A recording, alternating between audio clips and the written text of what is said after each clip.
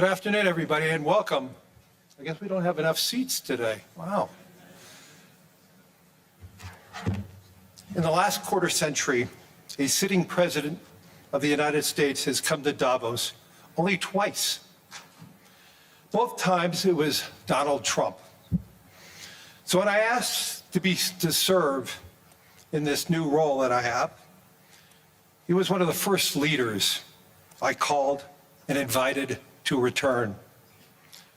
I first met the president about 25 years ago, but I worked most closely with him during the early months of COVID. This was March 2020. Markets were under extreme stress. Some economists were warning we could be headed towards a second Great Depression. What stood out to me during the extraordinary period was a president's willingness to bring together people from governments, from business, across institutions, across perspectives, to think differently, and importantly, to act decisively. That instinct to act, especially in pivotal moments, is one reason I think he values the World Economic Forum. It is a unique institution that brings together the largest combination of government officials, business leaders, technology leaders, civil society and NGO leaders, anywhere in the world for a genuine dialogue.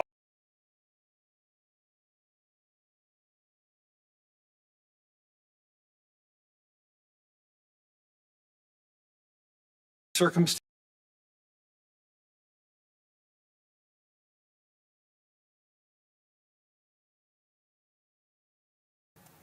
Very serious, different economic conditions around the world.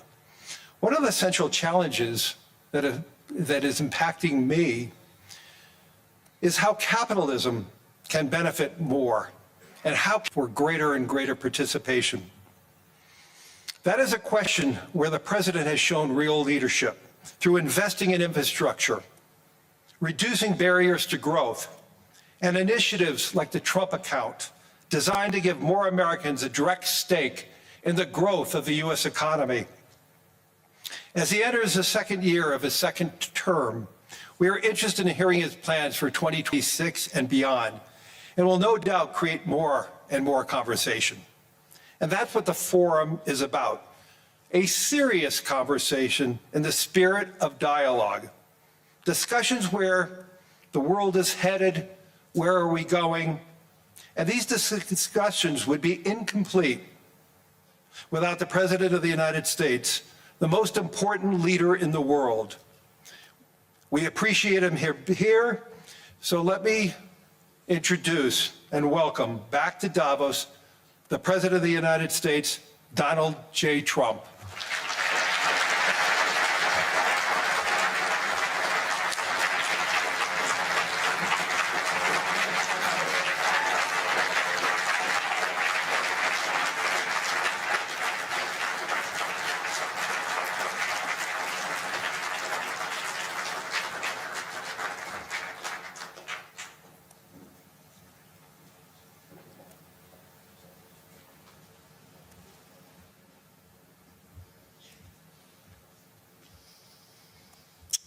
Well, thank you very much, Larry. It's great to be back in beautiful Davos, Switzerland, and to address so many respected business leaders, so many friends, few enemies, and all of the distinguished guests. It's a who's who, I will say that. I've come to this year's World Economic Forum with truly phenomenal news from America. Yesterday marked the one-year anniversary of my inauguration, and today, after 12 months back in the White House, our economy is booming, growth is exploding, productivity is surging, investment is soaring, incomes are rising, inflation has been defeated, our previously open and dangerous border is closed and virtually impenetrable. And the United States is in the midst of the fastest and most dramatic economic turnaround in our country's history. Under the Biden administration, America was plagued by the nightmare of stagflation, meaning low growth, and high inflation, a recipe for misery, failure, and decline. But now, after just 1 year of my policies, we're witnessing the exact opposite. Virtually no inflation and extraordinarily high economic growth. Growth like I believe you'll see very shortly our country has never seen before, perhaps no country has ever seen before. Over the past 3 months, core inflation has been just 1.6%. Meanwhile, fourth quarter growth is projected to be 5.4%, far greater than anybody other than myself and a few others had predicted. Since the election, the stock market has set 52 all-time high records. So that's in 1 year, 52 records, adding $9 trillion in value to retirement accounts, 401ks, and people's savings. People are doing very well. They're very happy with me. Since my inauguration, we've lifted more than 1.2 million people off of food stamps, and after 4 years in which Biden secured less than $1 trillion of new investment in our country. Think of that, 1 trillion, substantially less than that. In 4 years, we've secured commitments for a record-breaking $18 trillion, and we think when the final numbers come out, they'll be closer to $20 trillion of investment. That's never been done by any country at any time, not even close. Just over 1 year ago, under the radical left Democrats, we were a dead country. Now we are the hottest country anywhere in the world. In fact, the United States economy is on pace to grow at double the rate that was projected by the IMF just last April. And with my growth and tariff policies, it should be much higher. I really believe we can be much higher than that.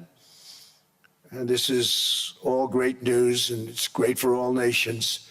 The USA is the economic engine on the planet, and when America booms, the entire world booms. It's been the history. When it goes bad, it goes bad. You all follow us down, and you follow us up, and we're at a point that I don't believe we've ever been. I never thought we could do it this quickly. My biggest surprise is I thought it would take more than a year, maybe like a year and 1 month. But it's happened very quickly. This afternoon, I want to discuss how we have achieved this economic miracle, how we intend to raise living standards for our citizens to levels never seen before, and perhaps how you too and the places where you come from can do much better by following what we're doing, because certain places in Europe are not even recognizable, frankly, anymore. They're not recognizable. And we can argue about it, but there's no argument. Friends come back from different places. I don't want to insult anybody, and say, I don't recognize it. And that's not in a positive way, in a very negative way. And I love Europe, and I want to see Europe go good, but it's not heading in the right direction. In recent decades, it became conventional wisdom in Washington and European capitals that the only way to grow a modern Western economy was through ever-increasing government spending, unchecked mass migration, and endless foreign imports. The consensus was that so-called dirty jobs and heavy industry should be sent elsewhere, that affordable energy should be replaced by the Green New Scam, and that countries could be propped up by importing new and entirely different populations from faraway lands. This was the path that Sleepy Joe Biden administration and many other Western governments very foolishly followed, turning their backs on everything that makes nations rich and powerful and strong. And there's so much potential in so many nations. The result was record budget and trade deficits and a growing sovereign deficit driven by the largest wave of mass migration in human history. We've never seen anything like it. Quite frankly, many parts of our world are being destroyed before our very eyes, and the leaders don't even understand what's happening. And the ones that do understand aren't doing anything about it. Virtually all of the so-called experts predicted my plans to end this failed model would trigger a global recession and runaway inflation. but we have proven them wrong. It's actually just the opposite. In 1 year, our agenda has produced a transformation like America has not seen in over 100 years. Instead of closing down energy plants, we're opening them up. Instead of building ineffective, money-losing windmills, we're taking them down and not approving any. Instead of empowering bureaucrats, we're firing them, and they're going out and getting jobs in the private sector for 2 and 3 times what they were making in government. So they started off hating me when we fired them, and now they love me. Instead of raising taxes on domestic producers, we're lowering them and raising tariffs on foreign nations to pay for the damage that they've caused. In 12 months, we have removed over 270,000 bureaucrats from the federal payrolls, the largest single-year reduction in government employment since the end of World War II. Nobody thought that was coming, but we had no choice. To make a country great, you can't have all federal jobs. We've cut federal spending by $100 billion and slashed the federal budget deficit by 27% in the single year. It's going to go down quite a bit more from that, driving inflation way down from the record highs of the Biden administration. Every month, they went up and up and up. I promised to cut 10 old regulations for every single new regulation, but instead I've cut, actually till this point, 129 regulations for every 1 new regulation approved. So every time they come in with a new regulation, we do at least 10, but so far it's averaging out to 129, if you can believe it. In July, we passed the largest tax cuts in American history, including no tax on tips, no tax on overtime, no tax on Social Security for our great seniors. We also provided 100% expensing, that's the one they like, and bonus depreciation for all new equipment and capital investments to help companies expand and shift production to America. They are so in love with it. They build a plant, they're able to deduct it immediately, the whole thing, rather than waiting 38 to 41 years in the old days. This is a miracle taking place. Nobody thought it would ever be done by any country, but it's done by us. It was what made my first term the most successful 4-year term that we've ever had from a financial standpoint. And now we've upped it. This is a 10-year program, not a 1-year program. But you're allowed to deduct everything in 1 year. It used to be 38 to 41 years. With tariffs, we've radically reduced our ballooning trade deficit, which was the largest in world history. We were losing more than $1 trillion every single year, and it was just wasted. It was going to waste. But in 1 year, I slashed our monthly trade deficit by a staggering 77%, and all of this with no inflation. Something everyone said could not be done. There were a couple of brilliant people that actually thought I was doing the right thing. I thought I was doing the right thing. Now they all think I'm doing the right thing because they can't believe the numbers. American exports are now up by more than $150 billion. Domestic steel production is up by 300,000 tons a month, and it's doubling over the next 4 months. It's doubling and tripling, and we have steel plants being built all over the country. Nobody thought they'd see that. Factory construction is up by 41%, and that number is really going to skyrocket right now because that's during a process that they're putting in to get their approvals, and we've given very, very quick, fast approvals. In the process, we've made historic trade deals with partners covering 40% of all U.S. trade. Some of the greatest companies and countries in the world. We have countries as our partner, too. The European nations, Japan, South Korea. They're our partners. They've gone into massive deals with us, especially on oil and gas. And these agreements raise growth and cause stock markets to boom, not only in the U.S., but virtually every country that came to make a deal, because, as you've learned, when the United States goes up, you follow. It's really become a staple In America, I've stopped the nation-wrecking energy policies that drive up prices while sending jobs and factories to the world's worst polluters. They are indeed polluters. Under sleepy Joe Biden, new domestic oil and gas leases fell by 95%. Think of that. And they wonder, why was gasoline going up so fast? The gasoline actually topped $5 a gallon, and some places $7 a gallon, and more than 100 major power plants were violently shut down by incompetent people that had no idea what the hell they were doing.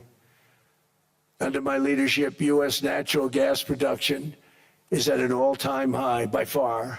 U.S. oil production is up by 730,000 barrels a day, and last week we picked up 50 million barrels from Venezuela alone.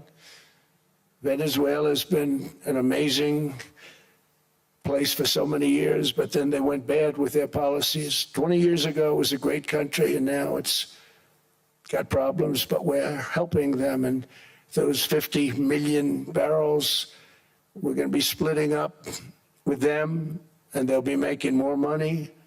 They've made it a long time. Venezuela is going to do fantastically well. We appreciate all of the cooperation we've been giving. We've been giving great cooperation. Once the attack ended, and they said, let's make a deal.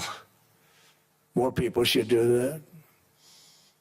But Venezuela is going to make more money in the next 6 months than they've made in the last 20 years. Every major oil company is coming in with us. It's amazing. It's a beautiful thing to see. The leadership of the country has been very good. They've been very, very smart. The price of gasoline is now below $2.50 a gallon in many states, $2.30 a gallon in most states. Then we'll soon be averaging less than $2 a gallon. In many places, it's already down even lower, $1.95 a gallon. Numerous states are at $1.99, numbers that nobody has heard for years. Actually, since my last administration, we got it down to around those numbers. I've signed an order directing and approval of many new nuclear reactors. We're going heavy into nuclear. I was not a big fan because I didn't like the risk, the danger. But they have the progress they've made with nuclear is unbelievable, and the safety progress they've made is incredible. We're very much into the world of nuclear energy, and we can have it now at good prices and very, very safe. And we're leading the world in AI by a lot. We're leading China by a lot. I think President Xi respects what we've done, in part because I've allowed these big companies building these massive buildings to build their own electric capacity. They're building their own power plants, which when added up is more than any country anywhere in the world is doing. I read recently an article in the Wall Street Journal that China's creating so much energy, and they are, I gotta hand it to them, but we're creating as much or more, and we're letting them do that. I'm very proud of it. It was my idea. I said, you can't create this much energy. We needed more than double the energy currently in the country just to take care of the AI plants. And I said, we can't do that. We have an old grid system. And I came up with the idea, you know, you people are brilliant. You have a lot of money. Let's see what you can do. You can build your own electric generating plants. And they looked at me. They didn't believe me. All of the names that are, I think, in the room right now, if you want to know the truth, they didn't believe it. And I said, no, you can't. They came back 2 weeks and they didn't have the plant. They said, we thought you were kidding. I said, no, not only am I not kidding, you're going to have your approvals within 2 weeks. I always say nuclear will take 3 weeks. But most aren't going that. They're going oil and gas. They're even going coal in some cases. Because of my landslide election victory, the United States avoided the catastrophic energy collapse which befell every European nation that pursued the Green New Scam, perhaps the greatest hoax in history. The Green New Scam, windmills all over the place, destroy your land, destroy your land. Every time that goes around, you lose $1,000. You're supposed to make money with energy, not lose money. Here in Europe, we've seen the fate that the radical left tried to impose on America. They tried very hard. Germany now generates 22% less electricity than it did in 2017. And it's not the current chancellor's fault. He's solving the problem. He's going to do a great job. But what they did before he got there, I guess that's why he got there. And electricity prices are 64% higher. The United Kingdom produces just 1/3 of the total energy from all sources that it did in 1999. Think of that, 1/3. And they're sitting on top of the North Sea, one of the greatest reserves anywhere in the world, but they don't use it. And that's one reason why their energy has reached catastrophically low levels with equally high prices. High prices, very low levels. Think of that, 1/3. And you're sitting on top of the North Sea, and they like to say, well, you know, that's depleted. It's not depleted. It's got 500 years. They haven't even found the oil. The North Sea is incredible. They don't let anybody drill. Environmentally, they don't let them drill. They make it impossible for the oil companies to go. They take 92% of the revenues. So the oil companies say, we can't do it. They came to see me. Is there anything you can do? I want Europe to do great. I want UK to do great. They're sitting on one of the greatest energy sources in the world, and they don't use it. In fact, their electricity prices have soared 139%. There are windmills all over Europe. There are windmills all over the place, and they are losers. One thing I've noticed is that the more windmills a country has, the more money that country loses and the worse that country is doing. China makes almost all of the windmills, and yet I haven't been able to find any wind farms in China. Did you ever think of that? It's a good way of looking at it. They're smart. China's very smart. They make them, they sell them for a fortune. They sell them to the stupid people that buy them, but they don't use them themselves. They put up a couple of big wind farms, but they don't use them. They just put them up to show people what they could look like. They don't spin. They don't do anything. They use a thing called coal, mostly. But China goes with the coal. They go with oil and gas. They're starting to look at nuclear a little bit. And they're doing just fine. They make a fortune selling the windmills, though, and I think really that's one that they wouldn't be surprised if it stopped. They are shocked that it continues to go. They're very friendly with me. They're shocked that people continue to buy those damn things. They killed the birds. They ruin your landscapes. Other than that, I think they're fabulous, by the way. Stupid people buy them. The consequences of such destructive policies have been stark, including lower economic growth, lower standards of living, lower birth rates, more socially disruptive migration, more vulnerability to hostile foreign adversaries, and much, much smaller militaries. The United States cares greatly about the people of Europe. We really do. I mean, look, I am derived from Europe. Scotland and Germany, 100% Scotland, my mother, 100% German, my father. And we believe deeply in the bonds we share with Europe as a civilization. I want to see it do great.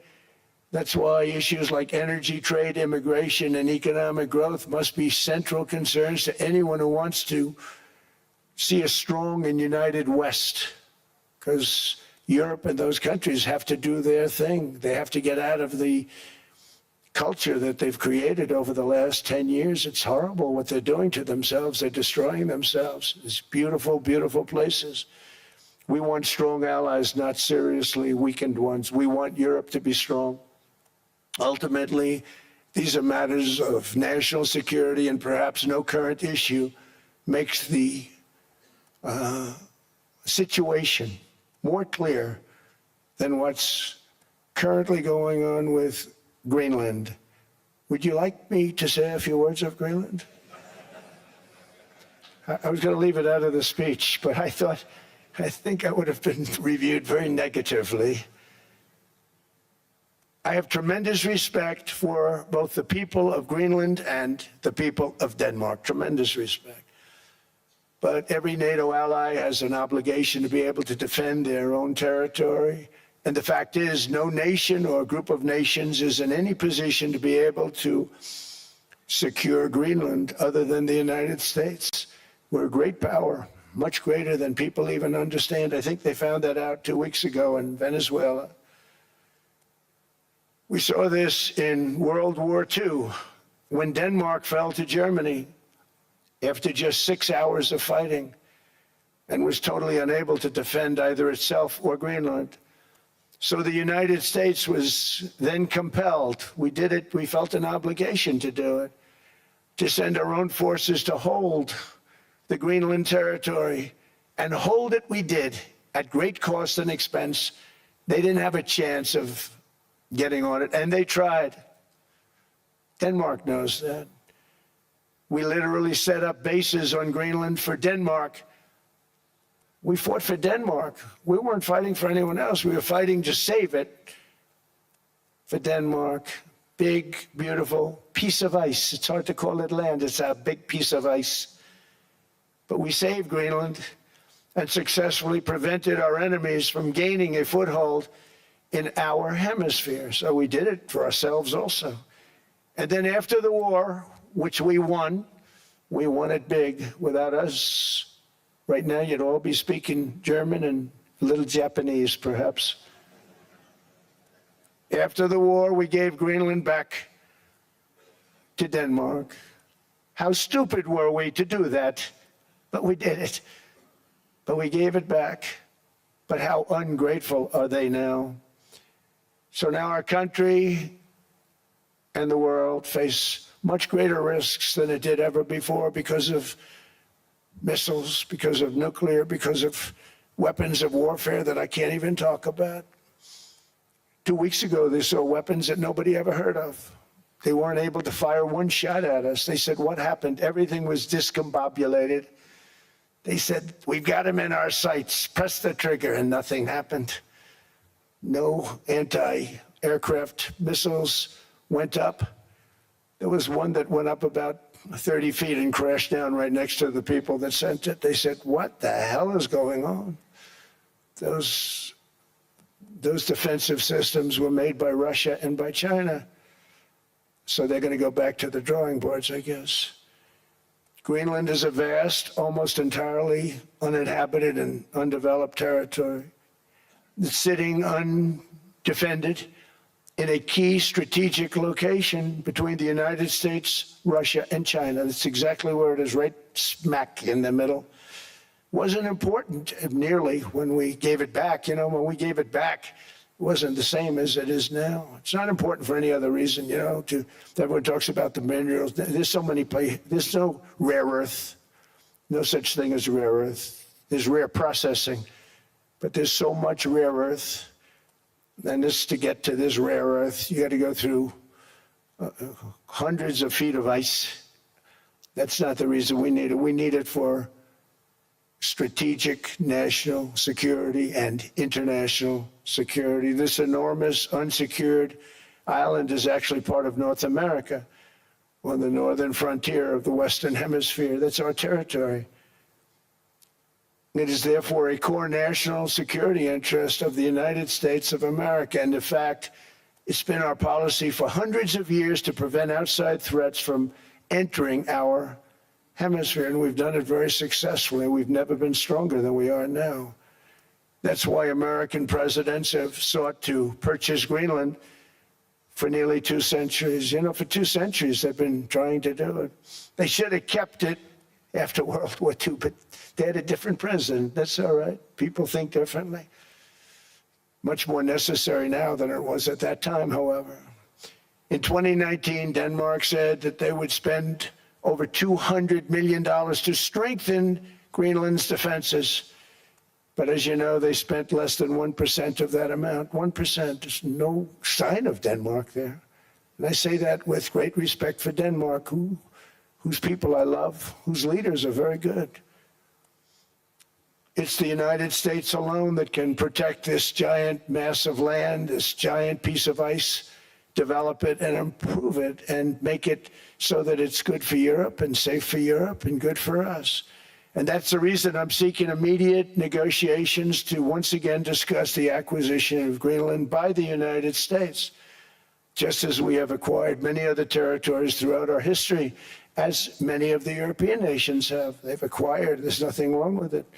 Many of them, some went in reverse, actually, if you look. Some had great vast wealth, great vast lands all over the world. They went in reverse. They're stuck back where they started. That happens too. But some grow. But this would not be a threat to NATO. This would greatly enhance the security of the entire alliance, the NATO alliance. The United States is treated very unfairly by NATO. I want to tell you that.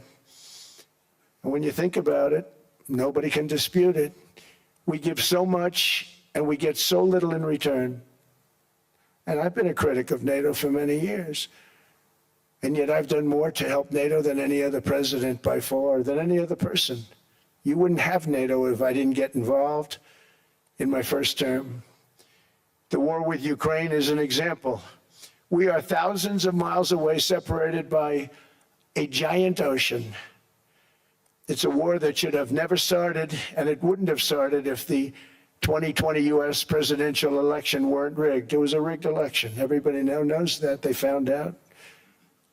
People will soon be prosecuted for what they did.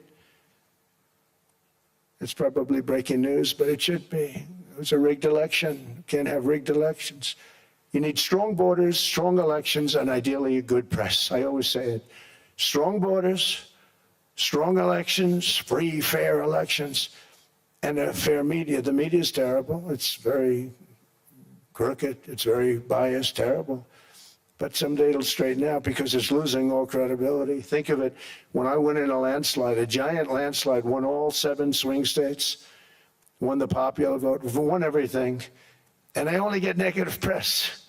That means that it has no credibility. And if they're going to get credibility, they're going to have to be fair. So you need a fair press. But you also need those other elements. And I inherited a terrible, terrible situation. If you look, the border was open, the inflation was raging, everything was bad with the United States when I came into office. But I also inherited a mess with Ukraine and Russia, something that would have never happened. And I know Putin very well. He and I would discuss Ukraine. It was the apple of his eye, but he wasn't going to do anything. I said, Vladimir, you're not doing it. He would never have done it. It was terrible what happened. I could see it happening, too. After I left, I could see it happening. Biden had given Ukraine and NATO $350 billion, a staggering sum, $350 billion. I came in, and just like the southern border, just like inflation, just like our economy, I said, wow, this place is in trouble, meaning our country. All of these things were out of control. But the border was out of control. We fixed it with the strongest border anywhere in the world. And I've now been working on this war for 1 year, during which time I settled 8 other wars.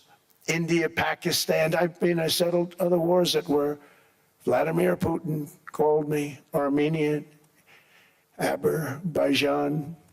He said, I can't believe you settled that one. They were going on for 35 years. I settled it in 1 day. And President Putin called me. He said, you know, I can't believe I worked on that war for 10 years trying to settle it. I couldn't do it. I said, do me a favor, focus on settling your war. Don't worry about that one. What does the United States get out of all of this work, all of this money, other than death, destruction, and massive amounts of cash going to people who don't appreciate what we do? They don't appreciate what we do. I'm talking about NATO, I'm talking about Europe. They have to work on Ukraine. We don't. The United States is very far away. We have a big, beautiful ocean separating us. We have nothing to do with it. Until I came along, NATO was only supposed to pay 2% of GDP. But they weren't paying. Most of the countries weren't paying anything. The United States was paying for virtually 100% of NATO. And I got that stopped. I said, that's not fair. But then more importantly, I got NATO to pay 5%, and now they were paying, and now they are paying. So something nobody said was possible. They said we will never go up higher than 2%. But they went to 5%, and now they're paying the 5. They didn't pay the 2, and now they're paying the 5. And they're stronger for it, and they have an excellent, by the way, Secretary General, who's possibly in the room. Mark, are you here? Yes, he's here. Hello, Mark. We never asked for anything, and we never got anything. We probably won't get anything unless I decide to use excessive strength and force where we would be, frankly, unstoppable. But I won't do that. Okay? Now everyone's saying, oh, good. That's probably the biggest statement I made, because people thought I would use force. I don't have to use force. I don't want to use force. I won't use force. All the United States is asking for is a place called Greenland, where we already had it, as a trustee, but respectfully returned it back to Denmark not long ago after we defeated the Germans, the Japanese, the Italians, and others in World War II. We gave it back to them. We were a powerful force then, but we are a much more powerful force now. After I rebuilt the military in my first term and continue to do so today, we have a budget of $1.5 trillion. We're bringing back battleships. The battleship is 100 times more powerful than the great battleships you saw in World War II, those great, big, gorgeous ships, the Missouri, the Iowa, the Alabama. Because I thought maybe we could take them out of mothballs. They said, no, sir, these ships are 100, think of that, 100 times more powerful than those big, magnificent pieces of art that you saw so many times ago, that you still see on television. You say, wow, what a force. 100 times, each ship 100 times more powerful than the big battleships of the past. So that was the end of the mothball story. So what we have gotten out of NATO is nothing except to protect Europe from the Soviet Union and now Russia. I mean, we've helped them for so many years. We've never gotten anything, except we pay for NATO. And we paid for many years until I came along. We paid for, in my opinion, 100% of NATO because they weren't paying their bills. And all we're asking for is to get Greenland, including right title and ownership, because you need the ownership to defend it. You can't defend it on a lease. Number one, legally it's not defensible that way, totally. And number two, psychologically, who the hell wants to defend a license agreement or a lease, which is a large piece of ice in the middle of the ocean where if there is a war, much of the action will take place on that piece of ice. Think of it. Those missiles would be flying right over the center of that piece of ice. All we want from Denmark for national and international security and to keep our very energetic and dangerous potential enemies at bay is this land on which we're going to build the greatest golden dome ever built. We're building a golden dome that's going to, just by its very nature,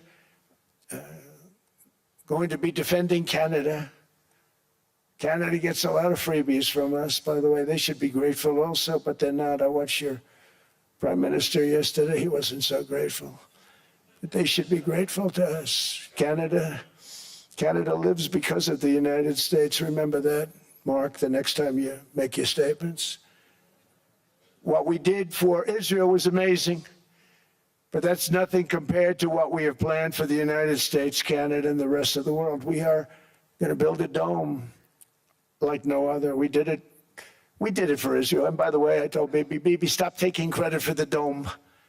That's our technology. That's our stuff. But they had a lot of courage, and they were good fighters, and they did a good job, and we wiped out the Iran nuclear threat like nobody can believe. Nobody's ever seen anything like it. That, Venezuela, taking down Soleimani, wiping out al-Baghdadi when he tried to reinstitute ISIS. We did a lot. I did a lot of big things. all perfectly executed. Everyone was perfectly executed. Somebody told me that, a military expert told me, sir, everything you've done has been perfectly executed. I said, I know.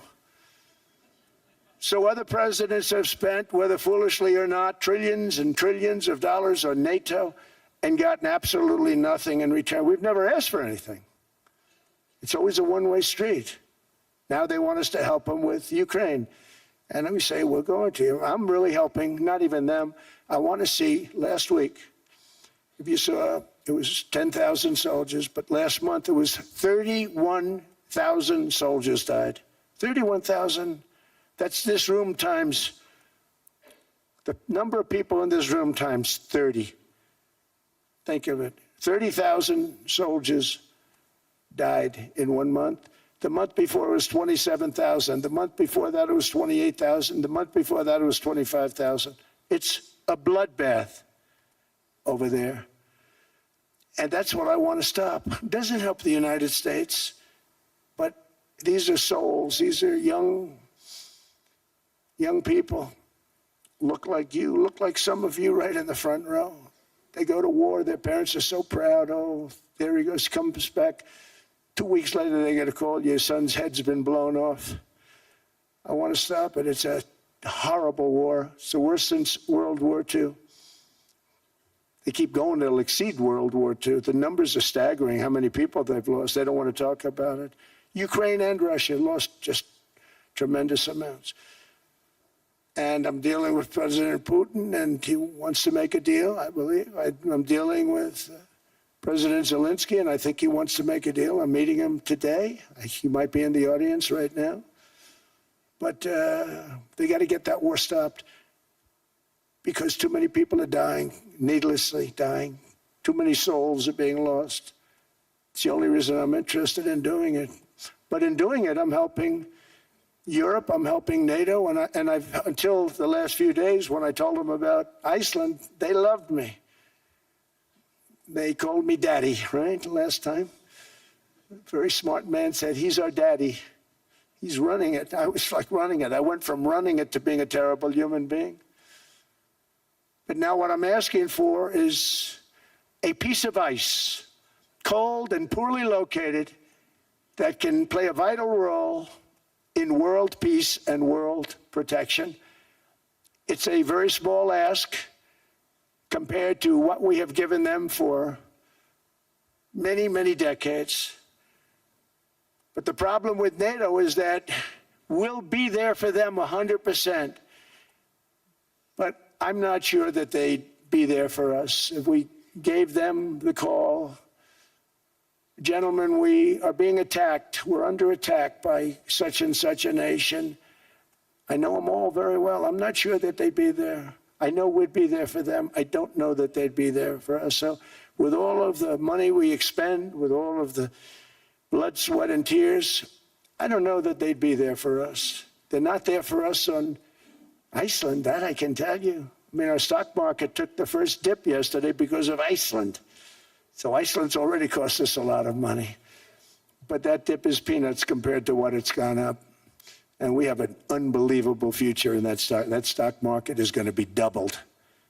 We're going to hit 50,000, and that stock market's going to double in a relatively short period of time because of everything that's happening. But this is a good example. After giving NATO and European nations trillions and trillions of dollars in defense, they buy our weapons. We make the greatest weapons in the world, but now we're going to make them faster, much faster. You saw that. I put a cap on the salaries, and I put no buybacks, no stock buybacks, no various other things that they were doing.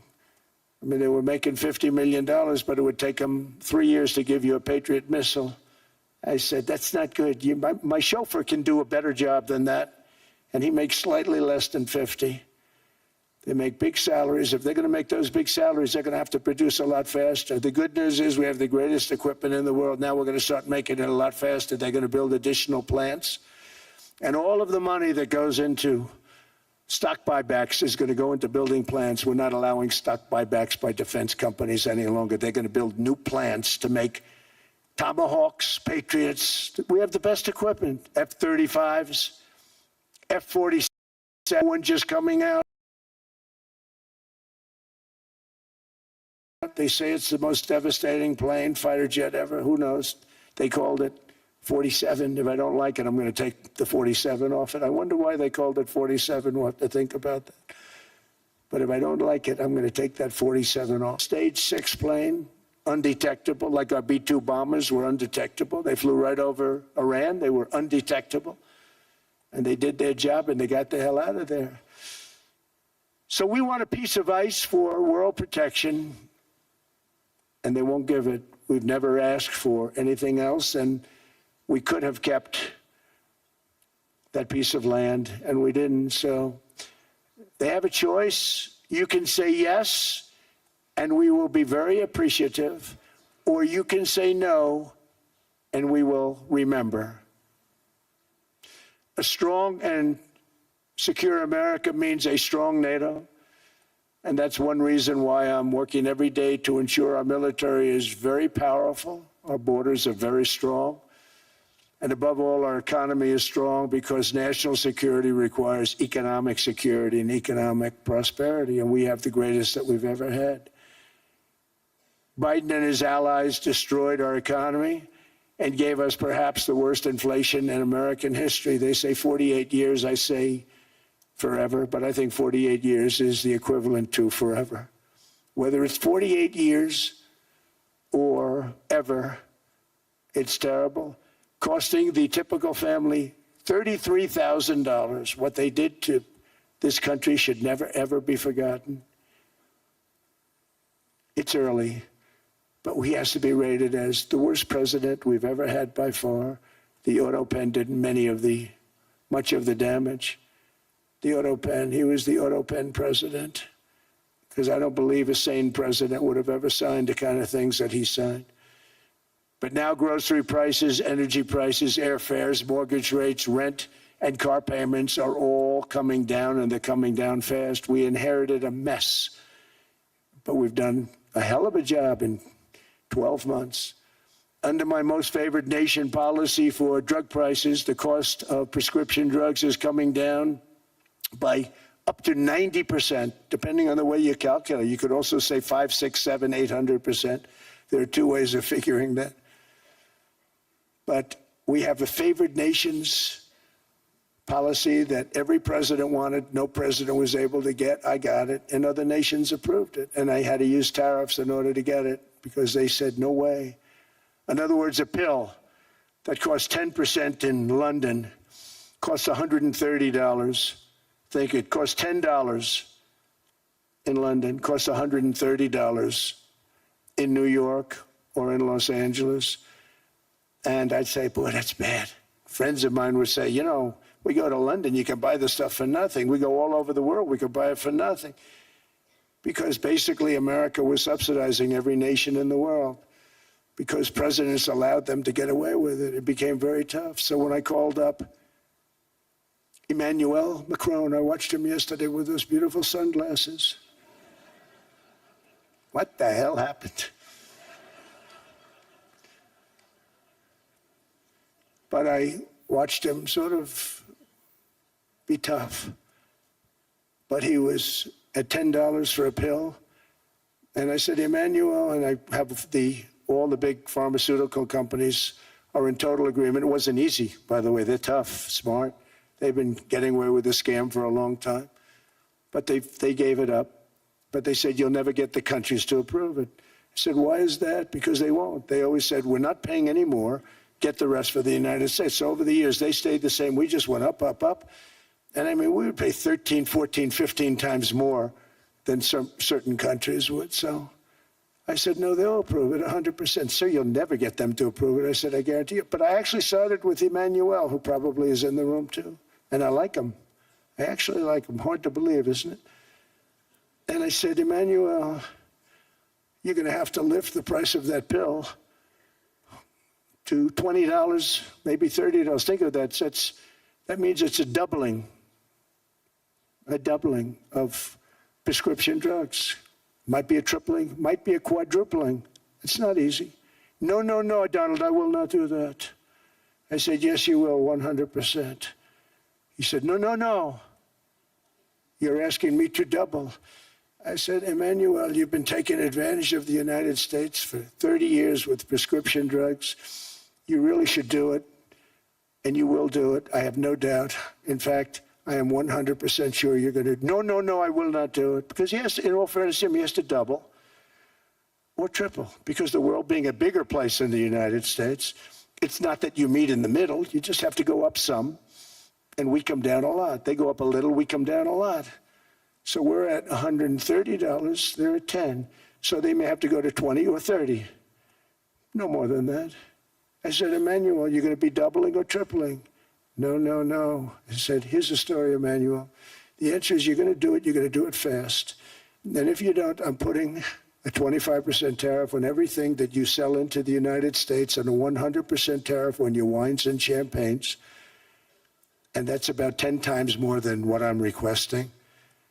And you're going to do it. I don't want to go public with it, but you may make me do that. No, no, Donald, I will do it. I will do it. It took me, on average, 3 minutes a country, saying the same thing. You will do it. They all said, no, no, no, I will not do it. You're asking me to double the cost of prescription. I said, that's right, because you've been screwing us for 30 years. And they said, we will not do it. I said, that's all right. On Monday morning, we're putting a 25, 30, 50. I gave different numbers for different countries.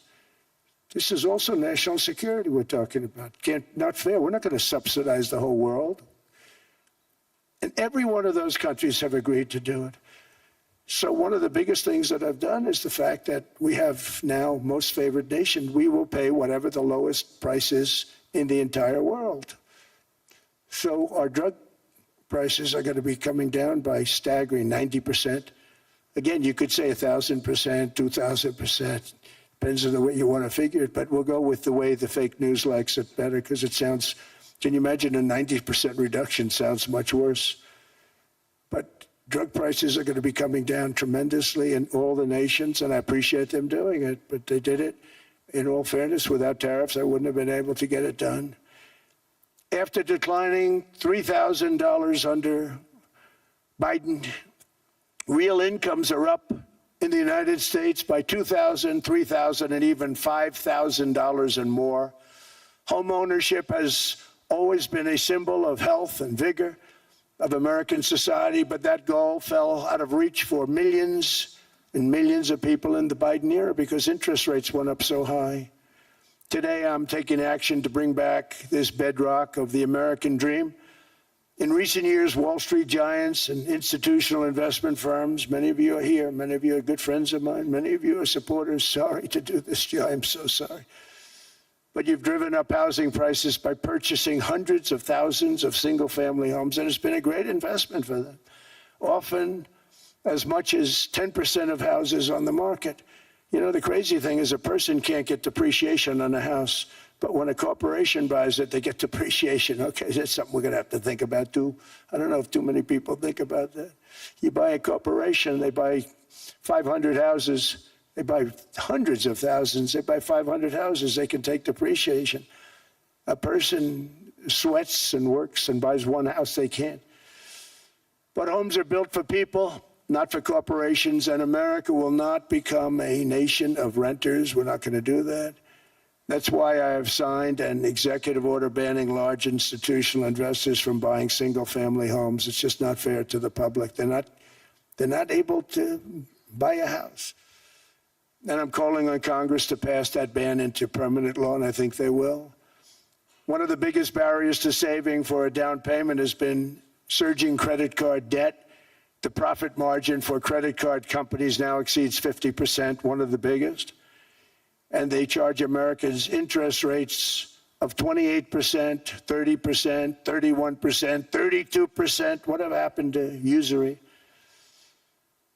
So to help our citizens recover from the Biden disaster, all caused by this horrible president, just horrible president, I'm asking Congress to cap credit card interest rates at 10% for 1 year. And this will help millions of Americans save for a home. They have no idea they're paying 28%.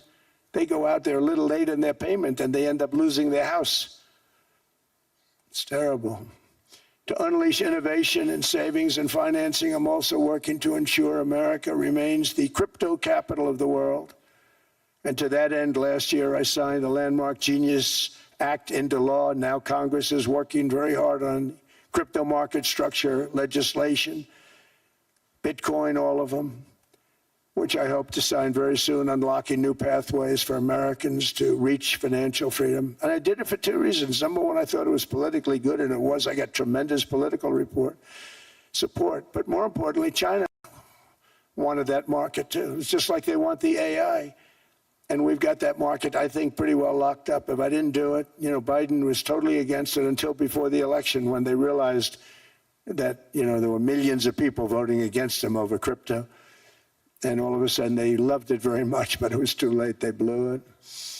But it is politically popular, but it's much more importantly, we have to make it so that China doesn't get the hold of it. And once they have that hold, we're not going to be able to get it back.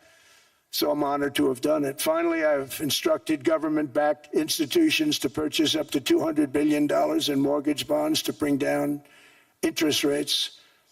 And I'll be announcing a new Fed chairman in the not-too-distant future. I think he'll do a very good job. See, I gave away some of it. He did give that away. So we have something, got something, but somebody that's very respected. They're all respected. They're all great. Everyone that I interviewed is great. Everyone could do, I think, a fantastic job. Problem is they change once they get the job. They do. They're saying everything I want to hear, and then they get the job. They're locked in for 6 years. They get the job, and all of a sudden, let's raise rates a little bit. I call them, sir, we'd rather not talk about this. It's amazing how people change once they have the job. It's too bad. Sort of disloyalty, but they got to do what they think is right. We have a terrible chairman right now. Jerome, too late Powell. He's always too late. And he's very late with interest rates, except before the election, he was just fine for the other side. So we're going to have somebody that's great, and we hope he does the right job. Last week, the average 30-year mortgage rate dropped below 6% for the first time in many years. Another major factor in driving up housing costs was the mass invasion of our borders. And I have to say one thing about housing, because nobody ever says this. I am very protective of people that already own a house, of which we have millions and millions and millions. And because we have had such a good run, the house values have gone up tremendously.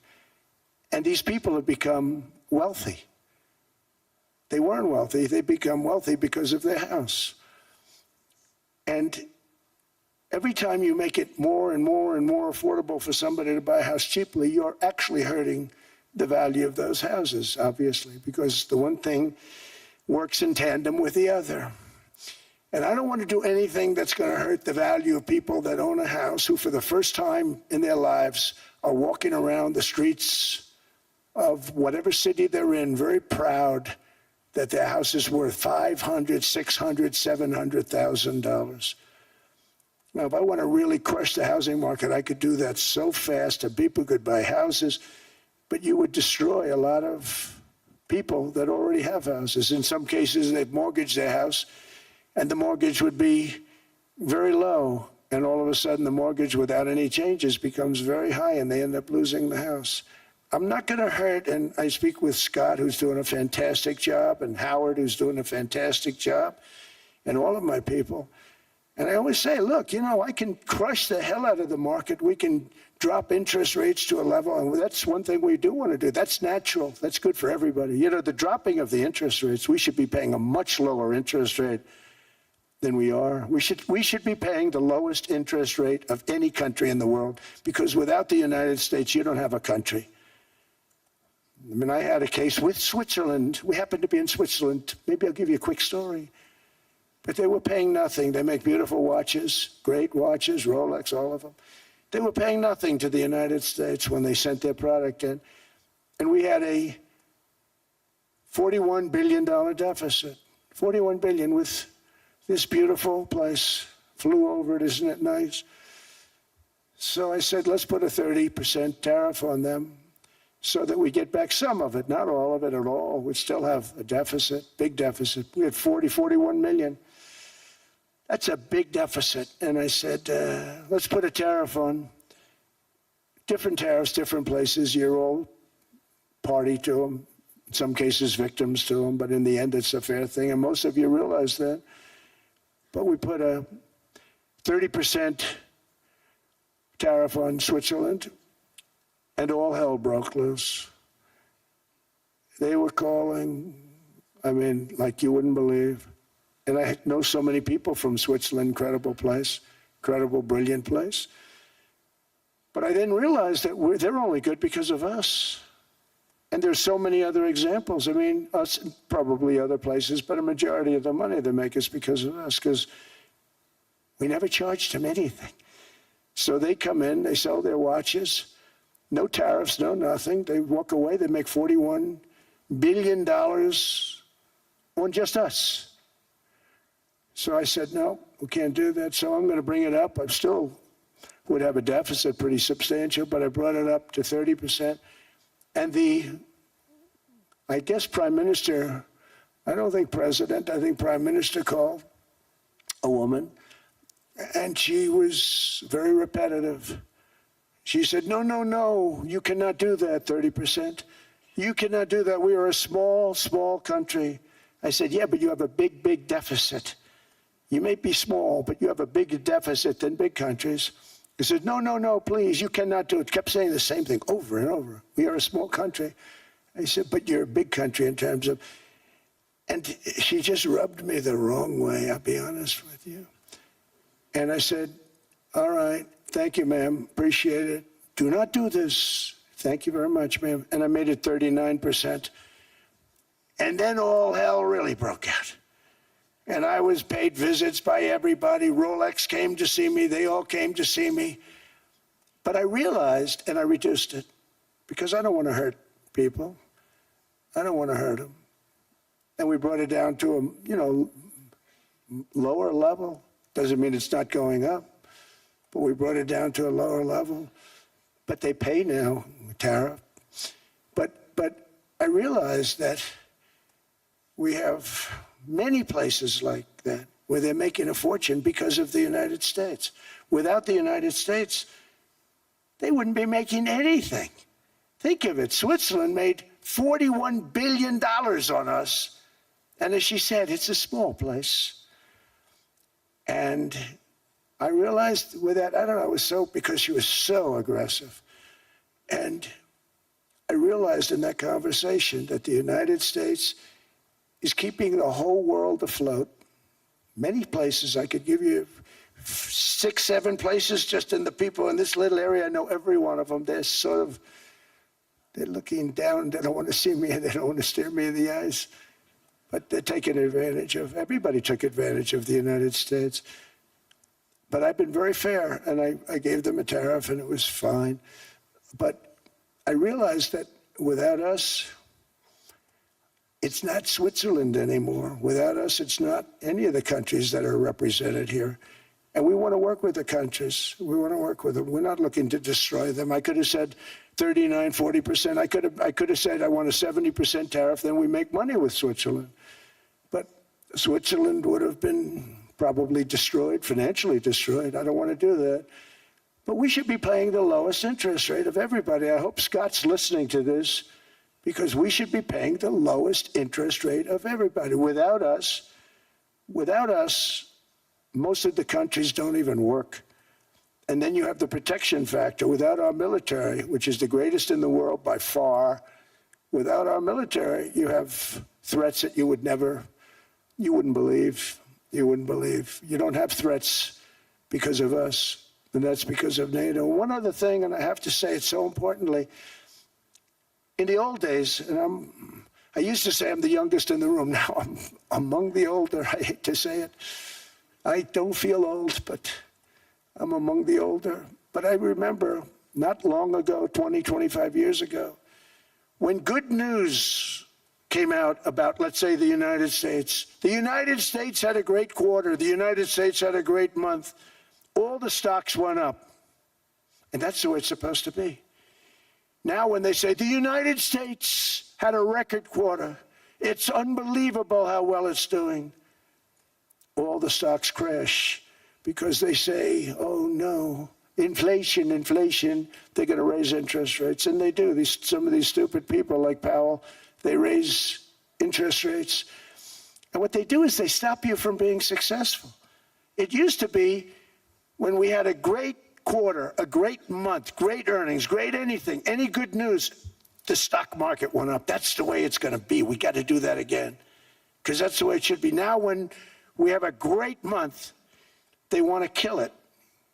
Like we did over 5%. People were surprised. We should do 20%. We could do 25%. When we announce good numbers, and the reason is they're so petrified of inflation. And growth doesn't mean inflation. We've had tremendous growth with very low inflation. In fact, growth can fight inflation, proper growth. So we want to get back to the days when we announce great numbers, because we're going to be announcing phenomenal. You know, all these factories that are being built at record, thousands of businesses are being built right now. Remember, $18 trillion is invested. I think the second number is 3. And that was China many years ago. Investments in the country from outside. 18 trillion, nobody's ever seen. And that's money coming in and building things, factories. Thousands of businesses are being built, thousands. Hundreds of big factories, car plants are moving back to the United States. They're coming in from Canada, they're coming in from Mexico, from Japan. Japan's coming in and building plants here in order to avoid tariffs. They're coming in from China. They're coming in from all over the world. We have more plants being built now, car plants, than we've ever had built, even in the heyday from the 1940s and 50s. And they're bigger. They don't use renovations anymore where they take an old plant, they rip it down, they build a brand new plant, super modern plant. But it's happening at levels that nobody's ever seen. In 2024, the U.S. built less than 2 million new homes, but Biden admitted more than 8 million new migrants. And those days are over. In 2025, for the first time in 50 years, the United States had reverse migration. Boy, that was nice. And these were criminals that were being taken out of our country because they allowed people to come into our country from jails, from gangs, drug dealers, murderers. 11,888 murderers. We've gotten most of them out. And then ICE gets beat up by stupid people from leadership in Minnesota. We actually are helping Minnesota so much, but they don't appreciate it. Most places do. You know, Washington, D.C. is the safest place now in the United States. It was a very dangerous place to walk, and now you can walk with your wife, your kids, right through the middle of the city. Right now, Washington, D.C. is as safe as it gets. It was one of the most unsafe, I had to admit. We sent in the military, the National Guard. Within 2 months, it was great. Within 3 months, it's like a really great place and a safe place and a beautiful place. It's even been cleaned up. The graffiti's gone. The fences are gone. We don't have to worry about fences anymore. All of the places, the grasses are cut and replaced with new grass in many cases. It's all going to happen in the spring. But Washington and D.C. is beautiful again, and it's safe. New restaurants are opening up. They were all closing. Now you can't get into a restaurant. Restaurants in Washington, D.C. are all opening. Memphis also, Memphis, Tennessee, New Orleans, Louisiana. We're there for 3 weeks. We've cut the crime down by 64%. Within another month, we'll have virtually no crime there. We can do that all over. We're going to help the people in California. We want to have no crime. I know Gavin was here. I used to get along so great with Gavin when I was president. Gavin's a good guy. And we're going to, if he needed it, I would do it in a heartbeat. I'd love to see. We did help them a lot in Los Angeles, a lot with the early in my term when they had some problems. But we would love to do it. I will say this, if I were a Democrat governor or whatever, I would call up Trump. I'd say, come on in, make us look good. Because we're cutting crime down to nothing. And we're taking people out, career criminals, who are only going to do bad things, and we're bringing them back to their countries. But where we've done it, it's been amazing. And we have a capacity to do it at much greater levels. We're cutting illegal aliens off welfare and other government benefits, and I have directed that starting immediately, there will be no more payments to sanctuary cities because they are really just sanctuaries for criminals. They're really protecting criminals, and those are the ones we have to get out of the country: murderers, drug dealers, the mentally insane. They emptied their mental institutions into the United States. And despite that, we have the lowest crime numbers that we've ever had in the history of the country. Just came out. But equally importantly, we're cracking down on more than $19 billion in fraud that was stolen by Somalian bandits. Can you believe that Somalia, they turned out to be higher IQ than we thought. I always say these are low IQ people. How did they go into Minnesota and steal all that money? And we have, you know, they're pirates, they're good pirates, right? But we shoot them out of the water just like we shoot the drug boats out. They're not pirating too many boats lately, do you notice? When they go out into those boats, they want to take over $1.5 billion tanker loaded up with oil, and they say, we're going to blow up your boat. They have powerful weapons. You hit the side of the boat, you blow the whole thing up. The insurance companies are petrified, so they say, just give them the boat, we'll give them money instead. And I don't do that. We blow them right the hell out of the water. We see them going out, we blow them out of the water. We don't have any pirates so much anymore. If we do, they won't be there long. We've cut down with the hitting of the boats that are loaded up with drugs, including submarines. Can you believe they actually buy small, they call them mini subs, very fast. They're meant for drugs. We've knocked out 2 of them. The Democrats say they were fishing. You have ruined somebody's fishing weekend, I would say. A submarine is not a fishing boat. You don't fish. But we've knocked down drugs by water, the oceans, the sea, by 97.2%. Think of that. And I actually say, who the hell are the 3%? Because I would not want to be piloting one of those boats. We knocked them down, and now we're going to start on land. We're going to knock it all out. The land is the easy part. What we did on sea is incredible, and that's our great military. The situation in Minnesota reminds us that the West cannot mass import foreign cultures which have failed to ever build a successful society of their own. I mean, we're taking people from Somalia, and Somalia is a failed, it's not a nation. Got no government, got no police, got no military, got no nothing. And then we have this fake congressperson who they just reported is worth $30 million. You believe this? Ilhan Omar, talking about the Constitution that provides me.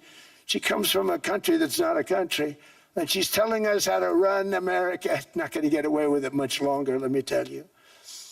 The explosion of prosperity and conclusion and progress that built the West did not come from our tax codes. It ultimately came from our very special culture. This is the precious inheritance that America and Europe have in common. We share it. We share it, but we have to keep it strong. We have to become stronger, more successful, and more prosperous than ever. We have to defend that culture and rediscover the spirit that lifted the West from the depths of the Dark Ages to the pinnacle of human achievement. We live in an incredible, changing period. It's an unbelievable time, but we have to take advantage of the time that we're in. In our hands are technologies that our ancestors could scarcely have. I mean, they couldn't have even dreamt some of the things that we see today. And so rapidly they're produced. I mean, AI, 2 years ago, nobody ever heard of the term, and now everybody's talking about it. And it can have some very good purpose. It could also have some dangerous purpose, and for that we have to watch out. But some tremendous things are happening because of it. And we're leading by so much. We're doing so well. But opportunities that are bigger and grander than ever before in human history are right before us. It is the pioneers in this room. Many of you in this room are true pioneers. You're truly brilliant people. Just your ability to get a ticket is brilliant because you have about 50 people for every seat. I don't know what, that's Larry. Everything Larry touches turns to gold. He made this very successful. But you're in this room, And some of you are the greatest leaders anywhere in the world. You're the greatest brains anywhere in the world. And the future is unlimited, and to a large part because of you. And we have to protect you, and we have to cherish you. I always say we have to cherish our brilliant people because there aren't many of them. So together with confidence, boldness, and persistence, let us lift up our people, grow our economies, defend our shared destiny, and build a future for our citizens that is more ambitious, more exciting, more inspiring, and greater than the world has ever seen. We're in a position to do things that nobody else has ever even thought of before. And many of the people in this room are the ones that are doing it. And I want to congratulate you, and I'm with you all the way. You can do things that nobody else can even think about. So I congratulate you on your tremendous success. And the United States is back, bigger, stronger, better than ever before. And I'll see you around. Thank you all very much. Thank you very much.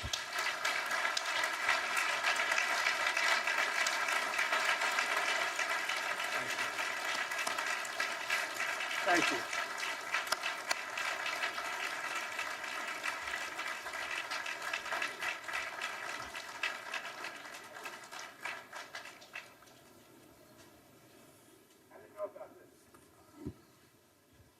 This was supposed to be a nice fire chat, Mr. President. Yes, good.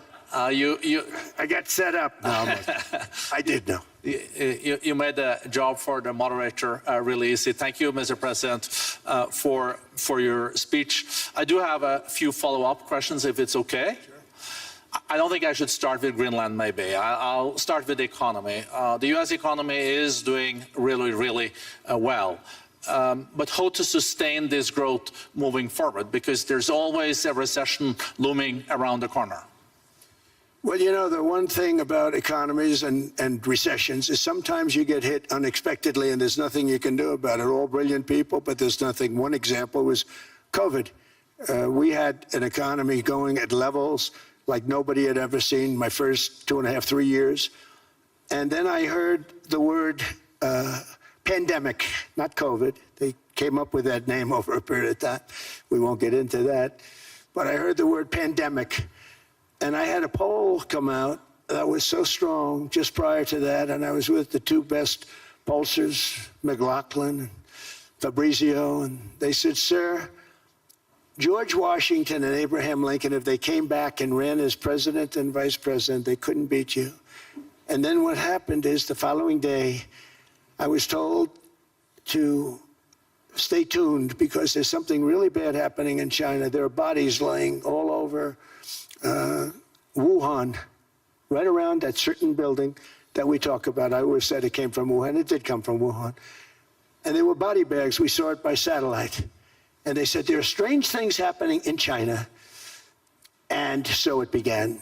And we ended up with the COVID, and the whole world suffered. We did a phenomenal job. I don't think we got the credit we deserved. We did something that Operation Warp Speed, which some people say was one of the greatest military feats ever. We did a great job. Used our military, used a lot of people. But sometimes you get hit with things, nothing you can do. You get hit with things like that unexpectedly. And we got through it. And when I left, the stock market was higher than it was previous to the COVID coming up. And I called it a great achievement. But things happen. Bad things happen. The things that we can stop are wars if we're smart. That we can stop. Those are a matter of being intelligent and having intelligent people on the other side. Because wars are the worst of all. Wars are worse than anything. But we can stop wars because that's sort of up to us. But things like dust flying in the air, wherever COVID comes from or whatever comes, sometimes you have to be a little bit lucky.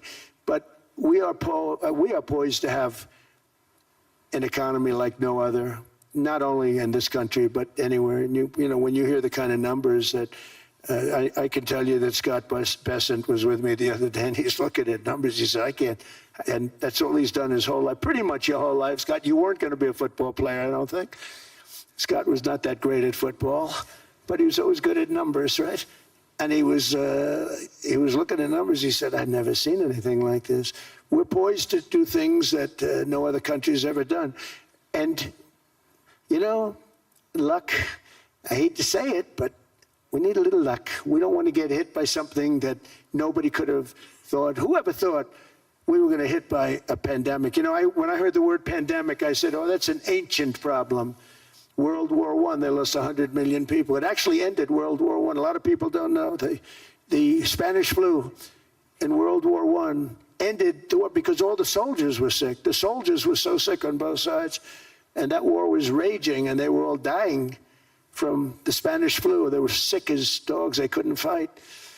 So, you know, you don't know how that would have turned out. But so we do, I mean, subject to that, and I always have to put a caveat in for it, but we're poised to have the greatest growth of any large country, I think any country that there's been. When you look at what's happening in the United States, it's really amazing.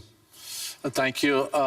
One thing that maybe keeps you up at night, I know you don't sleep that much anyway, Mr. President, is the debt. The U.S. debt is high, is now the biggest expenditure on your budget. How to get out of that impasse? Well, the big thing is growth. I mean, growth is the way. If we grow like this, we go from having at $37 trillion. We go from having high debt to low debt. But we also are cutting expenses, you know, the old-fashioned way. We have extraordinary growth. I think we're going to be growing our way out. I think we're going to be paying off debt. We're taking in tremendous money from tariffs fairly. And again, I'm using them judiciously. You know, Switzerland's a case study. I could have gotten much more. I could have asked for much more. But we're using them judiciously. But I think growth, most importantly, and then cutting costs. Now, if you take a look at Minnesota, $19 billion in fraud and other things. People going to airports, they came into the country, they don't have 10 cents, and they're leaving with hundreds of thousands of cash in their bags. When we get to that, and our DOJ, Pam, and Todd, and all the people that work over there, and all of the people that work in here, I can tell you, Scott Bessent is working on that. It's a priority, right? You have your whole team. We're in there looking for where this money is coming from, how much it is. It could be more than $19 billion. Can you believe that? That's just one state. If we were able to cut out 50% of the fraud, 50%, and we should be able to do better than that, we would have a balanced budget without having to talk about even growth. So we have a lot of options, but we're working very hard on that. That's a big deal. It's not just the protests, the fake protests done by agitators and, you know, professional insurrectionists. That's what they are. They're professional troublemakers. But we are looking very strong at the money too in Minnesota and other places. I think, Mr. President, also the $500 billion invested in artificial intelligence and the frontier technologies last year also were driving growth exponentially in the U.S. Well, AI has been a big factor. AI is massive. I mean, Mark Zuckerberg showed me a plant where he put it over a map of Manhattan, and it was basically the size of Manhattan. This is not, I said, you got to be kidding. It's a plant that was miles long, miles wide, very high. I don't think it was high like the Empire State Building, but it was high. And it literally covered most of the island of Manhattan. That's called a big plant. And, you know, when I heard they're going to spend $50 billion building, and I said, you know, if you spend $50 million, you can build a nice little shopping center. If you spend $500 million, you can build a good shopping center. But how do you spend $50 billion? When I looked at this thing, I said, you think you'll be able to do it for that? It's amazing when, you know, some of the plants that I see, and I see them all. And again, so big as we're letting them build their own electric generation. This way we have no problem. And otherwise they'd be complaining. There'd be nobody able to be, you know, we have an old grid system. And not only that, they're going to sell at a very cheap price the excess electricity that they create back into our grid. So that'll solve some problems for certain states that don't have enough electricity. We also know that on the AI, there is fierce competition between the U.S. as the largest economy in the world 27% of the global GDP and 5% of the global population, not doing that badly, and China. And we know that that competition is very tough on AI. I know you're heading to a state visit to China in April. How do you see the US-China relationship moving forward? Are you able to combine this tough competition with also collaboration? So I've always had a very good relationship with President Xi and with President Putin. Talk about, you know, the larger powers. But I've always had a very good relationship with President Xi of China. He's an incredible man. What he's done is amazing. He's highly respected by everybody. And I do now. I mean, now I have good. It was very severely interrupted by COVID. I used to call it the China virus, but he said, do you think you could use a different name? And I decided to do that because why should we have a problem over that? But I would do that, and they were. You're a true diplomat, huh? I became a diplomat for the first time. Well, you know who taught me that? Marco Rubio. He said, let me teach you about diplomacy. Hey, any guy that gets approved by 100% of the votes, think of it, he got liberal Democrats and radical right Republicans to approve him. He's the only one. The next one was like lost 45 votes, right? But he got all 100 votes voting for him. And at first I wasn't happy about it. I said, wait a minute, I don't like that. And now it turns out that the Democrats probably wish they didn't do that. And Marco has been fantastic. Marco, stand up, please. You have done a great job as Secretary of State. He's going to go down as the best Secretary of State. And Scott, and we have Susie, who's the first female Chief of Staff, and she's the best Chief of Staff, too. And I see Howard Lutnick, who I know spoke. And Howard's fantastic. Some of the deals we're doing are great. And I want to pay particular attention because we have Chris. And Chris, you got up and spoke, I think. He's the #1 oil man in the world because I was going to put Doug Burgum, who's fantastic. I don't know if Doug's here. Is Doug here? Doug Burgum is fantastic. He said, sir, there's one man better than me. And he introduced me to Chris. And he turns out to be. So we're drilling more oil and gas now than we ever have by almost double. Is that right, Chris? And on top of it, we get a lot coming out of Venezuela. So anyway, so we're doing great. The country is just doing great. We have great people. Thank you. And I see other people. We have Steve Witkoff. We have Jared. I got so many people. I'm in trouble because when I go back, they're going to be people with long faces. Sir, you didn't introduce me. I got so many people. And we have a lot of the greatest people anywhere in the world. I know them all. So I won't continue because we'd be here all day. Thank you, Mr. President. We also know that you're a deal maker, and then maybe coming back to Greenland and Ukraine. What kind of deal in the end do you see between the U.S. And Denmark? Because, you know, I guess you see it now as a negotiation going on, or? Well, it's costing Denmark hundreds of millions a year to run it. And Denmark's a small country and wonderful people. But, you know, it's very expensive. It's a very big piece of ice. And it's very important. I mean, I don't want to repeat the speech, but it's very important that we use that for national and international security.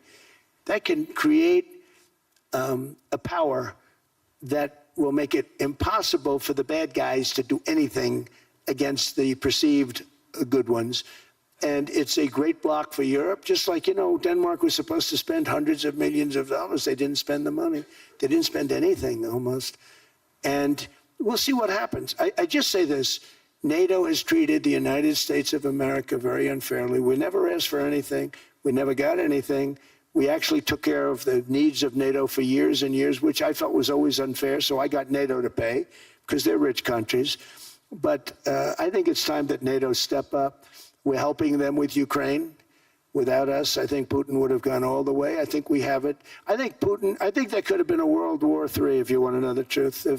If Kamala was elected, or Joe, any one of those, you know, those thinkers, I think you could have ended up in World War III. And I will say Steve Witkoff has been dealing incredibly with But we're not going to have World War III. We want to get it stopped, but we're not going to have World War III. I think if I wasn't elected, I think that could have evolved into World War III. It was a very, very bad situation, and it still is, but it's not that kind of bad. It's bad because so many young people are being killed.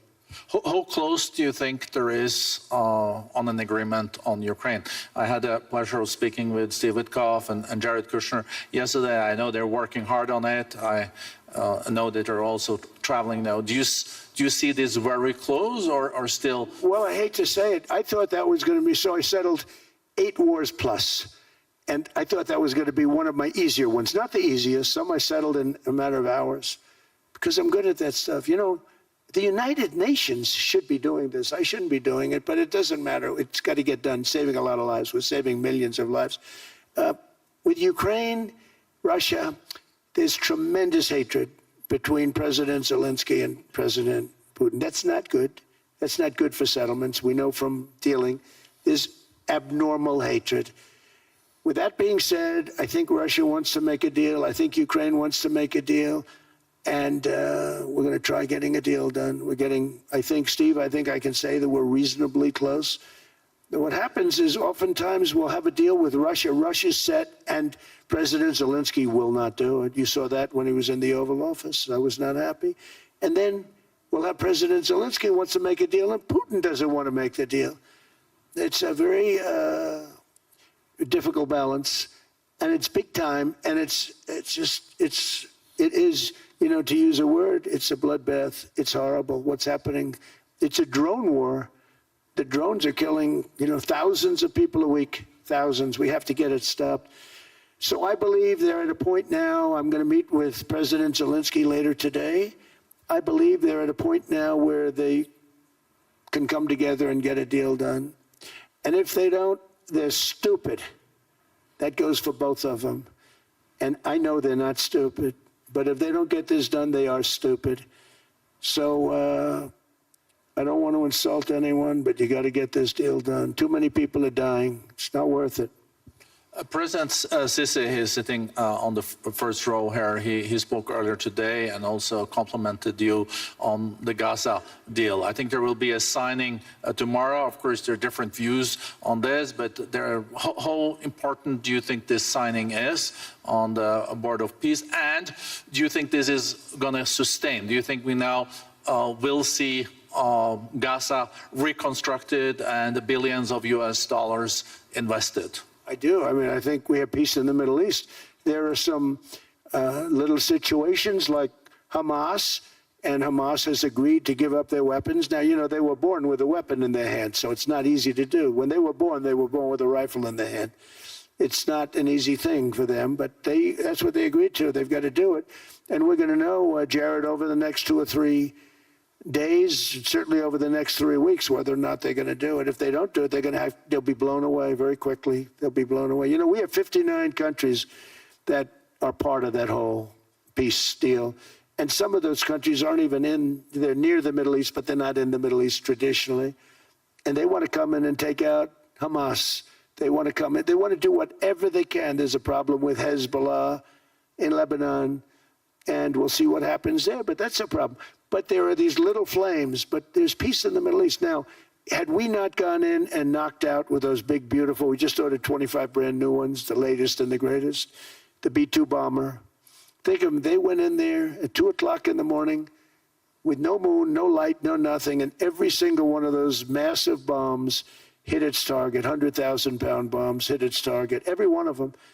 And then on top of it, from a submarine 300 miles away, we hit the sites with tomahawks, which is an unbelievable weapon. So, you know, we did our job. If we didn't do that, you would have never had peace in the Middle East. And the countries like Saudi Arabia, UAE, and Qatar could never have, and others could never have signed anything because you would have had this dark cloud, and the dark cloud was Iran with nuclear. Iran would, if we didn't take them out, they would have had a nuclear weapon within 2 months. They were very close to having the nuclear weapon, and we hit them hard. And it was a total obliteration.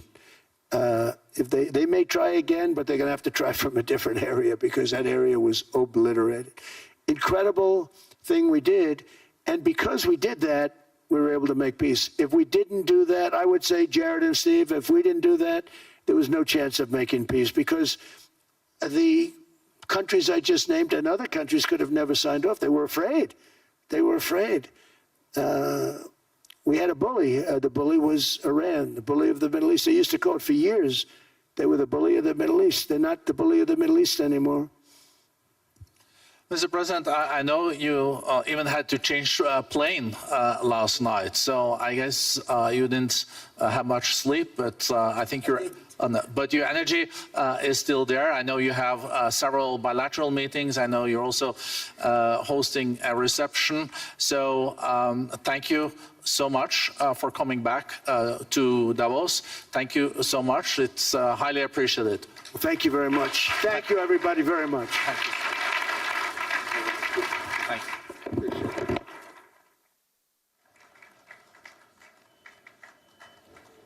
Sir, would you consider a unilateral takeover? U.S. say you won't use force, but how the other means? You guys say no.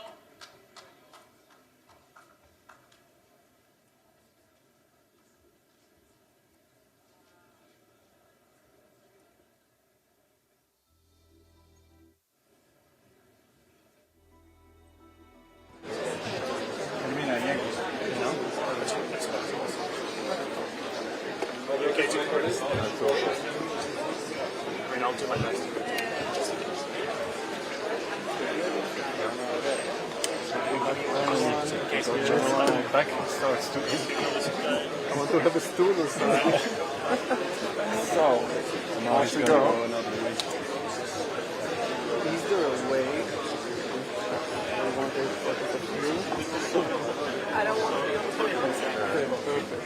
You can say no. Mind if I go around here? Thank you very much. Oh, come around this way. I don't want to tread on your toe. Take one step back. Yeah, you can. Take one step back. I won't send you away. That's a deal.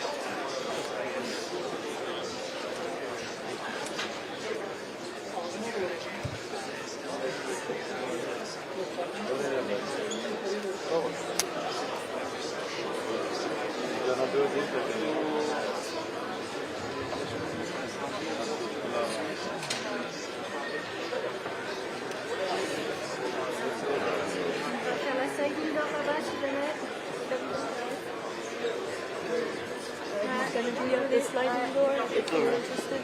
Il va passer ici, mais a priori, il va sortir. Pardon? Il va a priori sortir aussi là-bas. Là, nous ici, on a les infos de la semaine.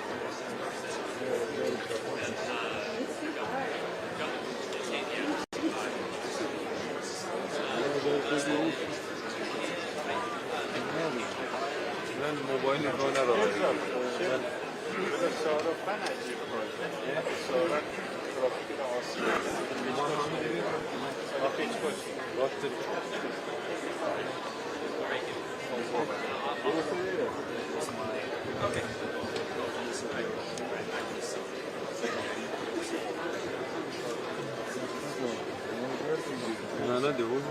Sorry.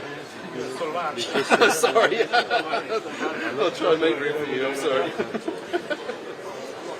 know. That's usually helping with some tooth. I know. All the people.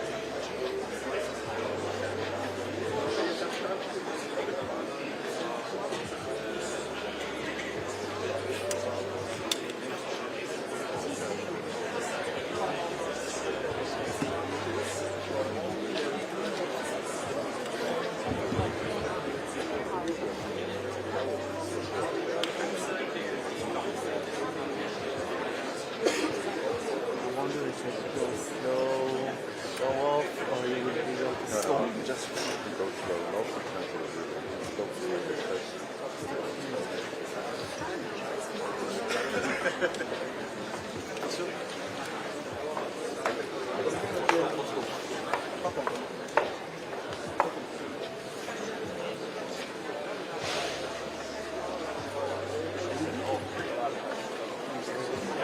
President! Mr. President!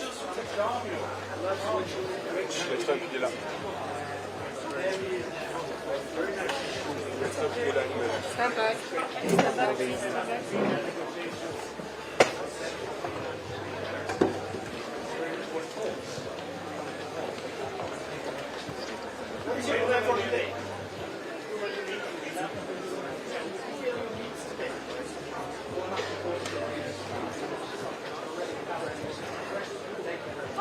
Mr. President! Mr. President here, President. President, why not? Are you willing to fight? Mr. President. Why not a NATO mission in Greenland? National and international defense. Without it, you really can't have great international defense. So it's very important. Are you willing to fight against European? Mr. President! Mr. President, why are you disrespecting Britain? It's very important. I mean, you heard what I had to On say. Venezuela! Mr. President, are you willing to fight? Are you satisfied with the job Chelsea Rodriguez is doing in Venezuela, Mr. President? Yes, she's done a very good job. We have a very good relationship, and Venezuela is working out really well. We're going to be making a lot of money for Venezuela, and they'll be able to take care of their people. And she's doing a very good Why are job. you disrespecting? Are you willing to fight Greenland? Are you willing Macron's to fight proposal, against a European NATO mission in army Greenland. for Greenland? I made that very clear. Mr. Why are you President, disrespecting the President. UK and Europe? We have a great relationship with NATO, but NATO has to step up. You're What very about disrespectful political of Europe prisoners? and the UK, sir. Why? No, I'm not, but they have to change their ways, or they're going to.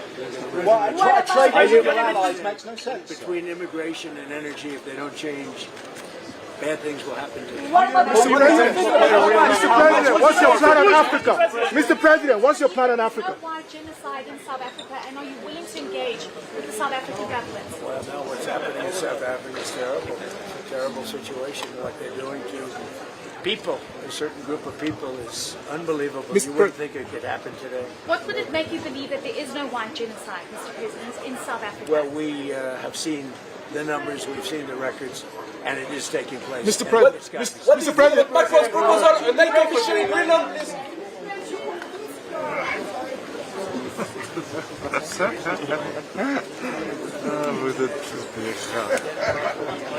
What we have to do with the Golden Dome, if they don't do it, we'll never have international security.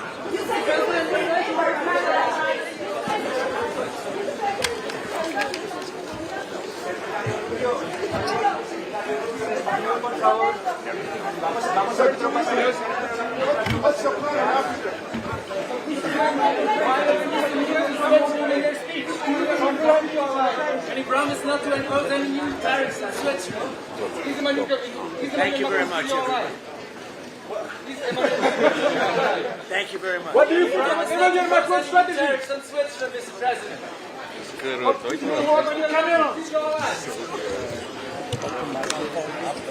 Do you like Canada?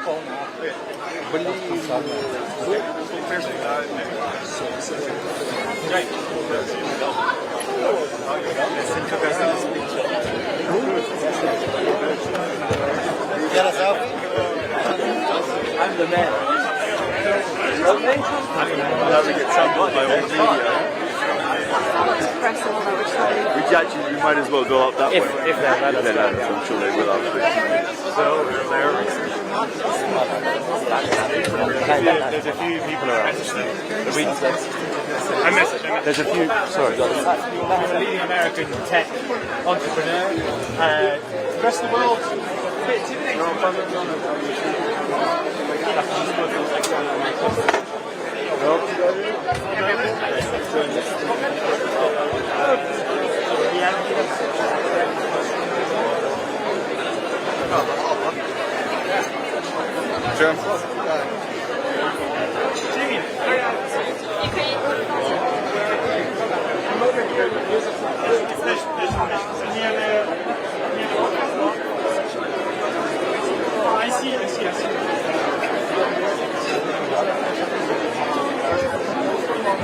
Oh, there you are. So I saw Lagarde, I saw Jensen Wang, I saw Davos from France. I didn't really talk to them. I talked to my head of state who I didn't recognize, but I think he's from India. Not India, but maybe Pakistan.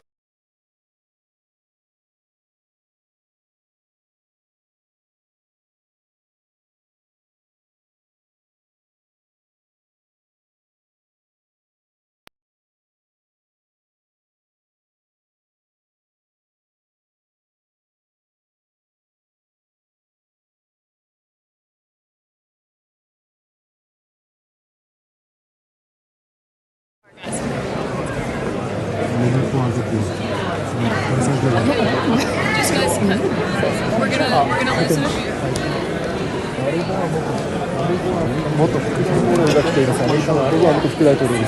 Yeah, well, thank you so much for standing obviously outside the room, and I would love to know what you thought of the president's speech, given you are obviously a very prominent U.S. Policymaker, and what did you make of hearing it from the U.S. perspective, given so many of the European friends that are in the room? Well, I think it was a classic Trump performance. I would hate to be the fact checker that had to go through that speech, but I think there was one element of the speech that I would interpret as a positive.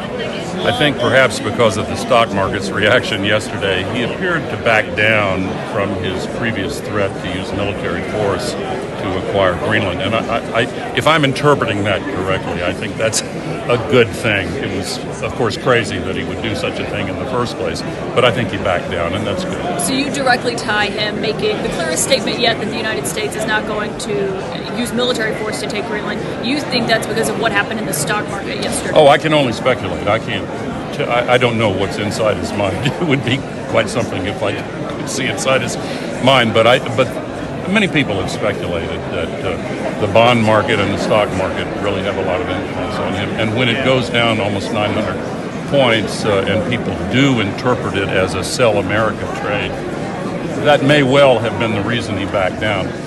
It may have also been that a lot of people who are close to him, who are more tethered to reality, convinced him that he had made a mistake. And can I get your take on what the president had to say about...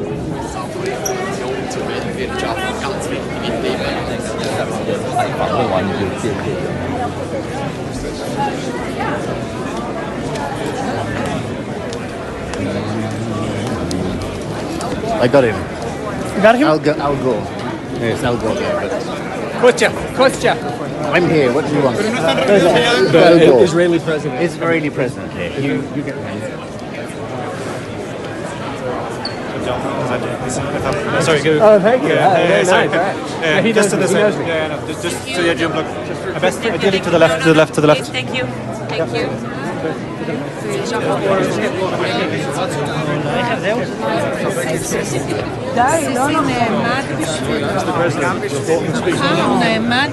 What did you think of the speech, sir? Will you be joining the board of peace? Is President Trump a man of peace? Transizione energetica, quella che lui chiama la grande bufala. Das ist unglaublich, wie einfach mit falschen Zahlen. I want to go catch that.